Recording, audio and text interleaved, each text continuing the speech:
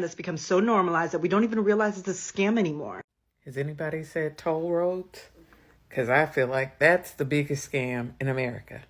Think about it. You pay taxes to cover the cost of building highways and roads. Then, after you pay taxes, you have to pay again to drive on those highways and roads. And what they said was the tolls would pay for the road, but how much does the road cost? Because not only are we still paying, but the price keeps going up. And not only do you pay, the price keeps going up, but now our toll roads are so congested that you pay to sit in traffic. And the best part of this plan is when they notice the traffic, they say they need to widen the road. Guess who gets to pay for that? Hello everyone, this is Emmanuel Cook. We will be reacting to a new video today, so make sure you guys like, comment, and subscribe down below, and let's get into the video. Know who I need to talk to about taxes, because my husband and I just paid about $6,500 in taxes for two of us. $6,500. That's subtracting all of your credits for school. Without my credits for school, We would have paid like 12 grand. Just two of us. We are paying less to close on our house than we are paying in taxes. I just know the comments are going to say get ready for property taxes. I'm speechless that we pay 22% of our paychecks to taxes, which is what the government takes. You just take it, whatever. We're not going to question it. But then we're still going to pay $6,500. I think taxes are a scam. I don't care about politics, but taxes are a waste of my time and they are a waste of my money. That's all I've got to say. Scamming rental applications is actually getting a lot harder, kinda. Back in the day, like, I don't know, a couple years ago, 4 or 5 years ago, I remember there were so many apartments where you would just apply with maybe a pay stub or like a letter of employment, and they did a credit check and that was it. Like, there was nothing too much beyond that. Nowadays, when you're applying, they're also asking for your bank statements and also your tax returns, and they're trying to verify, because people used to fake the income all the time. They used to just adjust the numbers on, I don't know, HTML or PDF editors, and so it was very easy to make it look like you were making so much more. Now they're making sure that that company that you claim that you work for shows up in your tax returns, shows up in your bank accounts, that's depositing money. And yeah, you could still edit this, but it's harder. It's kind of harder to work around that. I apparently blew someone's mind today when I explained to them that American passports are $165 each. They're $165 each. So for a family of 4, that's nearly $800 just to get passports, and that's not including fees. So it really is more like $800, if not more, once you factor in fees and everything. And like this person on Twitter was like, I may have to rethink what I think about Americans, because y'all are a lot poorer than I thought. And yes, that's it. Like, something like 48 to 52% of Americans do not have a passport. And this is partially why. Also, travel just within the United States, domestic travel, is prohibitively expensive. Most people, like, there are people who will be born in their state and they will never leave their state. There are people who will be born in Texas, die in Texas without ever leaving Texas, because you can spend all day just driving through Texas. Like, it's insane. I think it's more than a day. Honestly, let me look up how long it takes just to drive across Texas. So north to south, it's about 800 miles. So about 12 to 13 hours of driving time across Texas. That's just one state.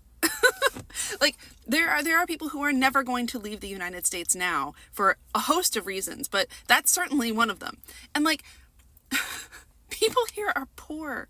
I work in a public library. The people I see every day are poor. These are not people who have a passport.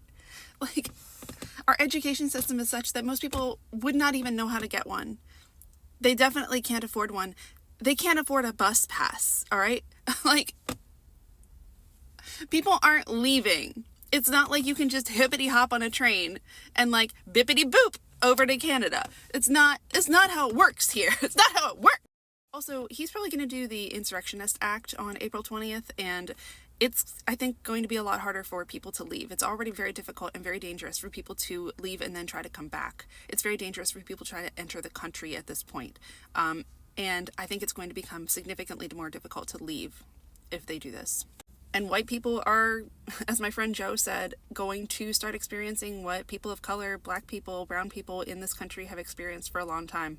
If you're a millennial, what is one financial decision that you would do differently if you could go back and do it? I never, and I mean never, would have taken out student loans.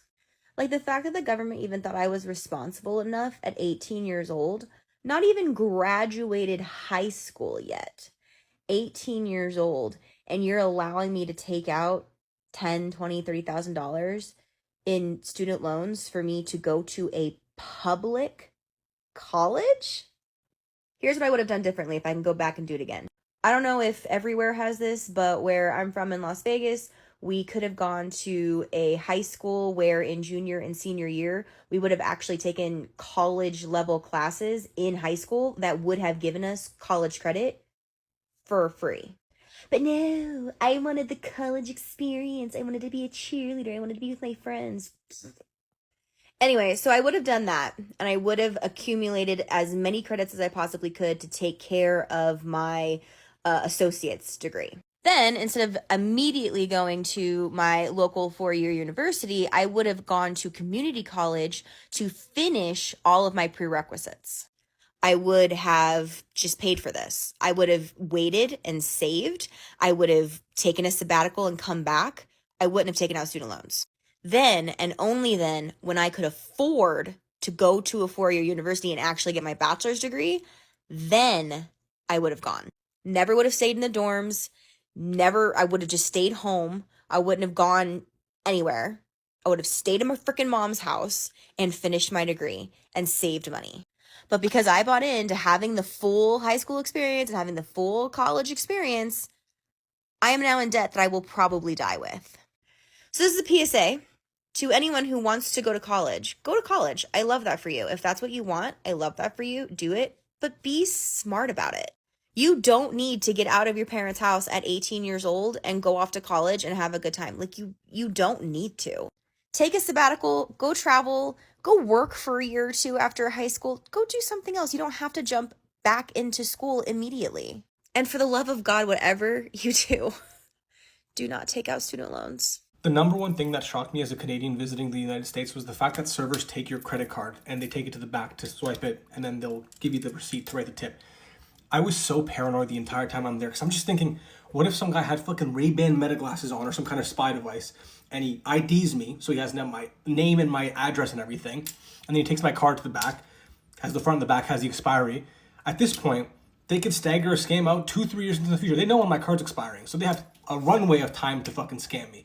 And I was just so paranoid the whole time, and I'm like, this is such a blatant security flaw.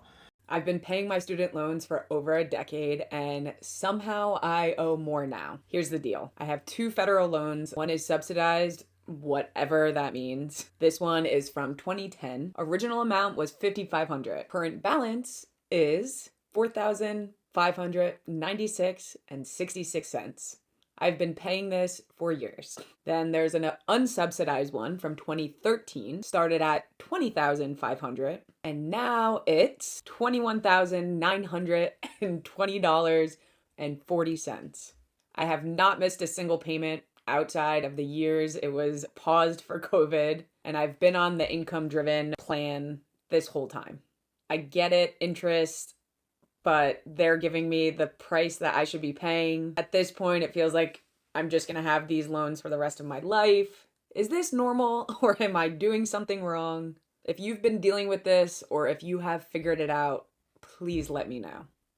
Thank you. I seen a video on here and somebody was like, can y'all please tell me how the fuck are y'all quitting y'all jobs, please? And let me tell you something.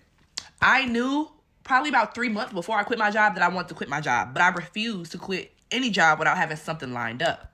When I say I planned this meticulously and I planned it to the T and everything is working out in my favor, I have been going to interviews since October. October 8th was when I went full-time at my previous job at the retirement community with them old, funky, decrepit bitches. And I said I was gonna go full time there because if you know me, you know I'm a bitch that worked 5 to 7 jobs, like on a good day. Like, but at the time before I went full time there, I was working 3 jobs.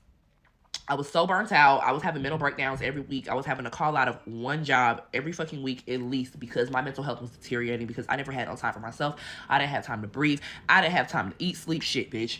It was literally wake up, go to one job, leave that job, go to the next, leave that job, go to sleep, wake up, go to the third, go to the second, go to the first. Sometimes I was working both jobs in one day. I was pulling 16-hour days for weeks at a time. And it got to the point that, like, my mental health became my priority. Like, fuck a job, fuck the bills, fuck that, because if I don't have my mental health in order, there won't be a fuck thing left of these bills. There won't be no apartment, there won't be shit. Excuse my shirt, this is my makeup shirt, but I have on a white shirt and I'm about to take a nap and I have makeup on. So I didn't want to get any makeup on my shirt. But I did not give up. And everybody was like, how did you make it? Bro, my life literally changed in 90 days. In the past 90 days, my entire fucking trajectory of my mood, my life, my work-life balance has changed. But I had to stay down. I stayed at that job October, November, December, January, February. 5 months. I probably had about 5 interviews every fucking week. And y'all will see because I have a playlist on here that's called Job Hunt. I was getting jobs. People were hiring me and telling me, never mind. I got hired at Hudson Grill. They said, never mind. I got hired at the Brave Stadium. That's supposed to start next week. Never got an email. But then I get hired at this breakfast spot and I've been in training for 2 weeks and our grand opening is on Wednesday and I've literally, I want to say I've never been happier in the sense of a job. I don't want to work. I have no desire to work. I don't want to fucking do any type of labor. But delayed, not denial. I mean, yeah, delayed, not denied. Like, I was getting rejected over and over and I really had to take a step back and be like, bitch, you're overqualified. That's why you're not getting hired. It's not because you don't have the experience, because I have the experience. The resume is lengthy, extensive, top tier. I think these people aren't hiring me because I have entirely too much experience and they don't think that I'm going to make the money that I need to be making. So anyway, that all being said, I did not give up.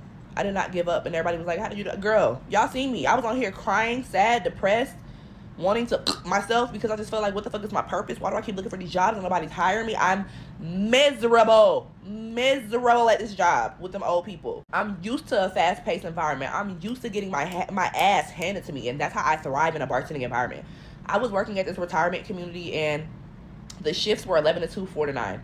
11 to 2, I would literally sit on my phone the entire fucking time. And you would think, oh, that's a sweet ass job. No, bruh. After a while, it's boring. I can stay at home in my bed and scroll on my phone. I don't have to come here and get paid for it, if that makes sense. Like, if I wanted to sit on my ass and not do shit, I wouldn't have came to work. I come to work, and I come to work to make money.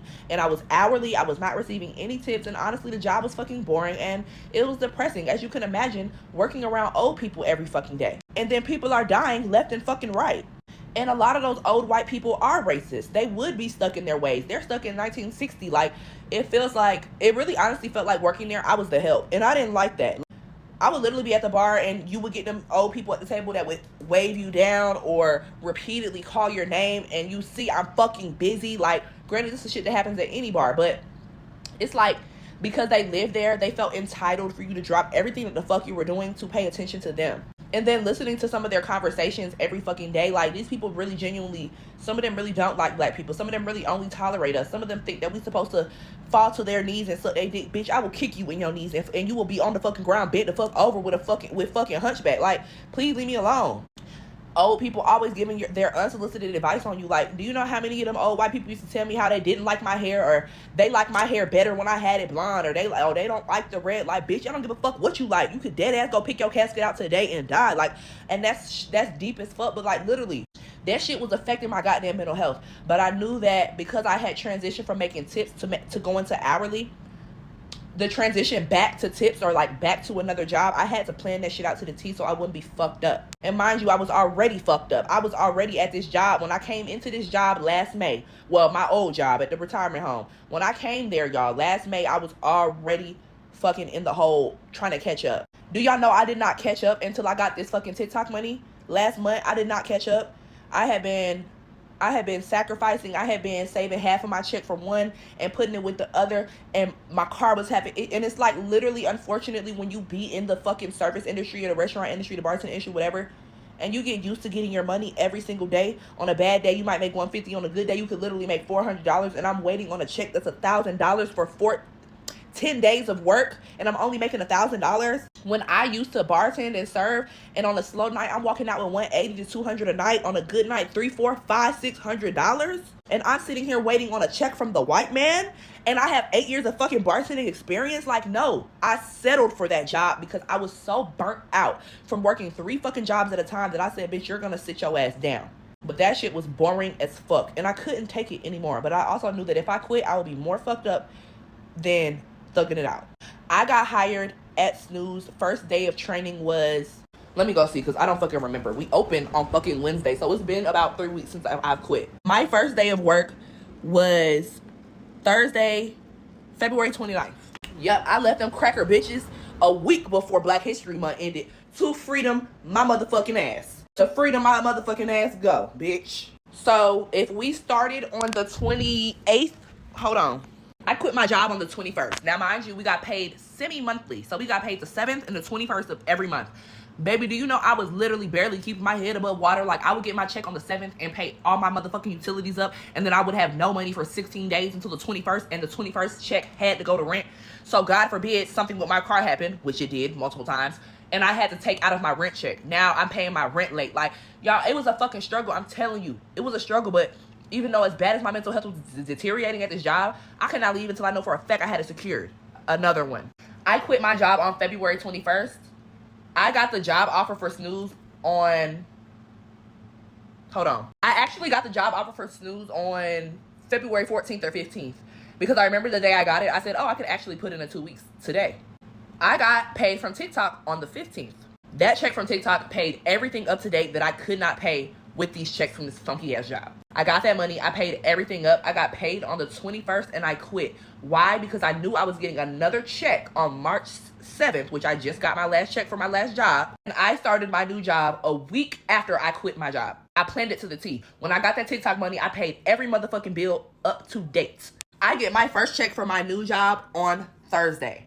My bills for March have not, they start back cycling around today. When I say make sure you plan and make sure you cover your ass, make sure you have groceries, make sure all your bills are paid before you leave, do it. And I'm all for people walking out on faith and shit, but I personally knew I could not walk out on faith. I couldn't quit my job the time I wanted to because I would have been more fucked financially than if I did if I stuck it out and find something that really was for me. So that's how I did it. And I highly suggest if you're going to quit your job, just make sure all your P's and Q's are in motherfucking order before you do so. But quit that job if it's fucking with your mental health, bruh. Mental health matters.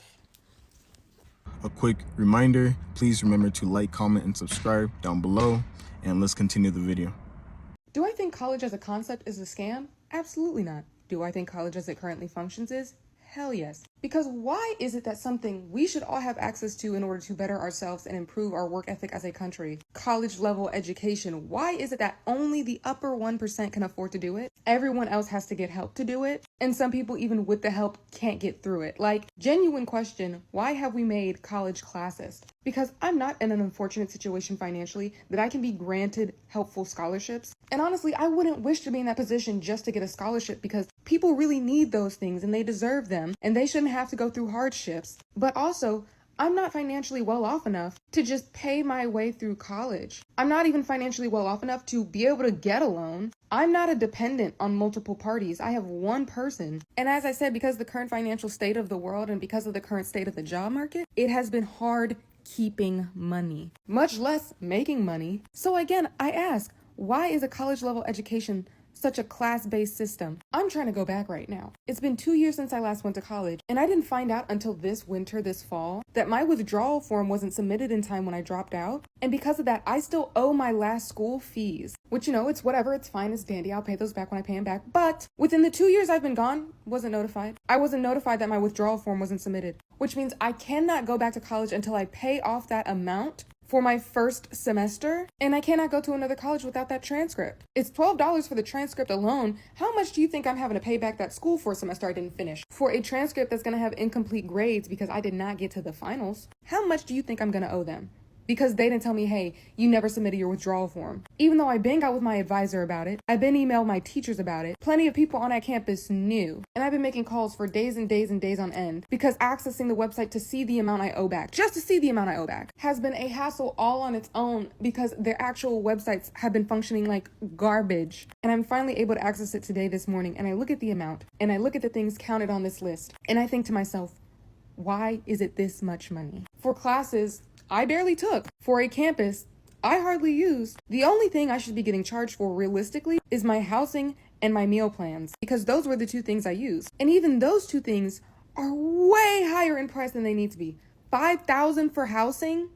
$5,000? Where do y'all think y'all had me? A luxury apartment? I was in a cube with a bed. Everything else was brought by me. I need y'all to be so for real on that $5,000 for housing. If that's month by month, 5 months, $1,000 isn't even close. At most, y'all should be charging $300 a month. For 5 months, that's $1,500. Okay, sure. That I could take as a reasonable housing price, but $5,000?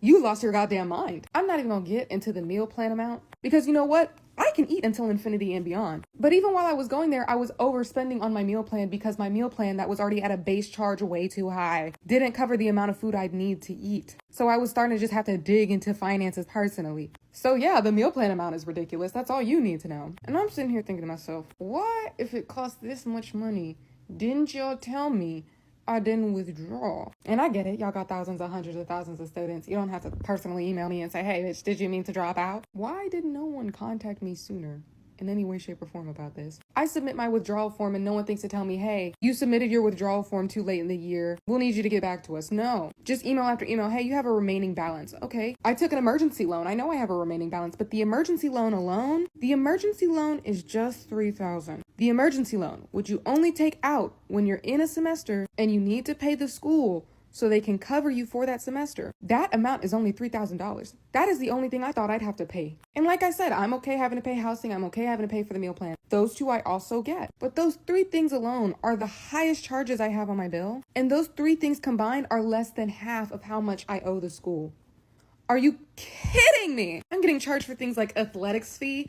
What? What athletics fee? What do I look like? And like, once again, I cannot pay my way through college. I have to get financial aid, which is why I took 2 years off. I took 2 years off to become a better student, to have a portfolio for myself, to get better financial opportunities. I worked for the past 2 years to save up money to pay my way back into college, but as I said before, job market, trash, racist job, fired me. And again, my situation isn't so unfortunate that FAFSA will think, you know what? Give the girl a Pell Grant. Let's make sure she can at least go back to university. You know what? I have one gap year, and 1 year I spent just this entire year, all of 2024, preparing to go back to college, knowing full well college would be expensive and money was what I needed. Everything I did was knowing that. And yet my biggest problem isn't the money I will have to pay. It's the money I didn't know I owed. I cannot go back into my educational career because that's what college is, an educational career. It's not just an education. I can't get back into it without being in a certain class. What the hell? And you know what? It's not too late. If I sell my soul in one or two places, I'll be able to pay off that amount. But by that point, it'll be halfway through 2025. Money I spent paying back a college debt I could have spent getting my own place to live. And the semester I spent 2 years waiting to sign up for, the spring of 2025, I'll have completely missed. I'll have to push back my education another year thanks to finances. This is why I don't talk about my financial situation, because it's not just frustrating. People aren't going to have empathy for it because you just got to work harder. You just got to push through. You can solve this. Sometimes, honestly, I'm not asking for your cheers and goes. Sometimes I just want to say something is wrong and be like, yeah, hell yeah, it is wrong. Because you know what? College as a class system is wrong and people deserve an education. So let's fix it. Damn. Anyways, I've got to go figure out how I'm going to make this money back. If you see me selling feet pics on a corner, don't question it and move away. That's all. Bye-bye. When you go to college, have a plan. Be wise. Choose a degree that will make you money. Make sure that you finish your schooling. If you don't use your schooling, then it's like, was it actually worth it? Now you owe all of these fees and these loans, and it's just like literally a waste of time at that point. So if you go to college, please be wise, be strategic, have a real solid plan, and follow through with that plan. Okay, I want to hold y'all hand and I want y'all to walk with me when I say this. Listen. Okay, I may be a little high, but I need y'all to listen to me because I was just right here jotting down on my iPad. Like, I literally just sat right here and jotted all this fucking down.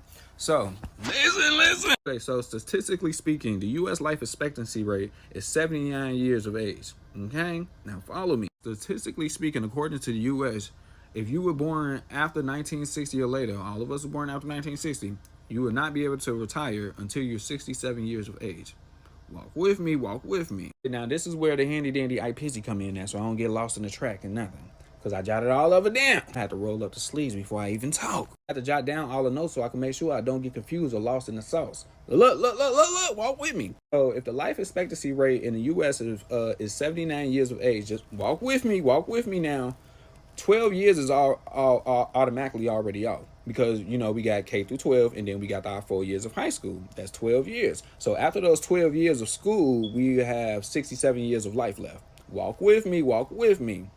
I did all the math. You could do it too. I did all the math. You could do it with me. So after that 12 years, so we got 79 years. After those 12 years of school, we got 67 years of life left. We're going off statistics. All right. So, statistically speaking, a person would normally go to college right after high school at 18, and then you do your 4 years at high school. Then you would be 22 when you graduate. That's another 4 years off life. Then from 67 to 63. Now, you got 63 years left to live. Walk with me. Now, when a person statistically graduates college, if they went automatically after high school, statistically speaking, when you graduate college, you will be 22. Okay? You're following. Okay. So when we reach 22 years of age, and like I said, statistically speaking, and like I said prior, we will only have 63 years of life left at 22. Now, everybody in our 20s, we all know some people graduated college, some people got their degrees, some people don't know what the fuck they doing, some people working at McDonald's, some people locked up, some people crazy, some people got babies, some people married, some people own a stove, some people own a boat. But one thing that we all have in common in our 20s, everybody in their 20s, nobody knows what the fuck is going on. None of us knows what the fuck is going on. So we're just going to say from 22 to 30, we're just going to, that 8 years just of not knowing what the fuck is going on. Okay? Walk with me. So we're just gonna subtract 8 years off that 63 years of age that we got of life, because none of us knows what the fuck is going on. So we're just gonna subtract that 8 years of just throw that shit the fuck out there. Okay. So minus that 8 years of what the fuck 20s, we'll be then at 30. Okay. Walk with me. Now that we at 30, we will have 55 years of life left. Statistically speaking. Now, normally, a lot of people would start having their kids in their 20s, their early 20s, whatever the case may be. But I know a lot of people that I know and a lot of people that I graduated high school with, a lot of motherfuckers in my generation, we don't want kids until we turn 30. I'm just saying. A lot of people normally, nowadays, they don't want kids until they 30. If you do have kids, that's on you. Look, that's up to you. But I'm just statistically speaking. Now, let's just go over and clarify where we at. Now, we at 30 years of age, and we have 55 years of life left. Okay. So statistically speaking, so I know I don't want to start having kids until I'm 30. I don't know. That's just me. We're just going to say the next 10 years is going to consist of making a family, starting a family, marriage, whatever the case what may be, whatever you want to do in your 30s. That's just the next 10 years of starting your family, having kids. Whoa. So boom, 10 years off the life expectancy. So now we have 45 years of life left at the age of 40. Walk with me. Now you 40, you got kids, family started, this, that, or whatever the case may be. Kids still ain't grown yet. You still got a whole nother damn near 10 years left of raising your kids. So your kids ain't graduated high school. We just gonna say another 8 years left of raising your kids, so your kids ain't go to high school. And then hypothetically speaking, people tend to don't go right off to school when they graduate high school or whatever. So we just gonna say the next 10 years of raising your kids. Okay. So if the next 10 years of your life consists of raising your kids, statistically speaking, now you will then be 50 years old when all your kids graduate high school, gone, whatever the case may be. You will be 50 years old in the next 10 years with 35 years of life left. Statistically. So now you 50 years old, kids graduated, but like I said prior, let's go back up to the top. The U.S. retirement age is 67.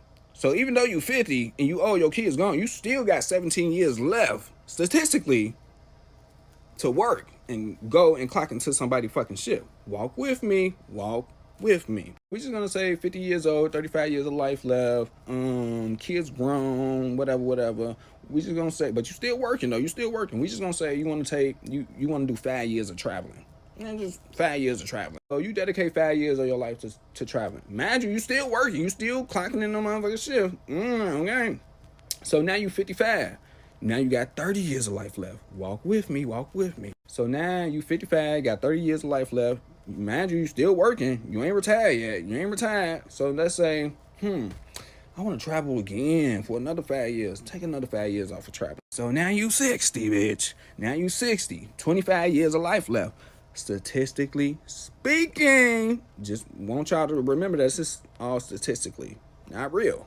So hypothetically speaking, you're 60 years old and you got 25 years of life left. Now, mind you, like I said prior, not the shit going up to the top. Look, it was ready for me to get it. It was ready for me to get it. It went up to the top for me. Mind you, like I said earlier, the U.S. retirement age is 67. And now you at 60. So now we got 7 years left of working until we retire. So, minus that 7.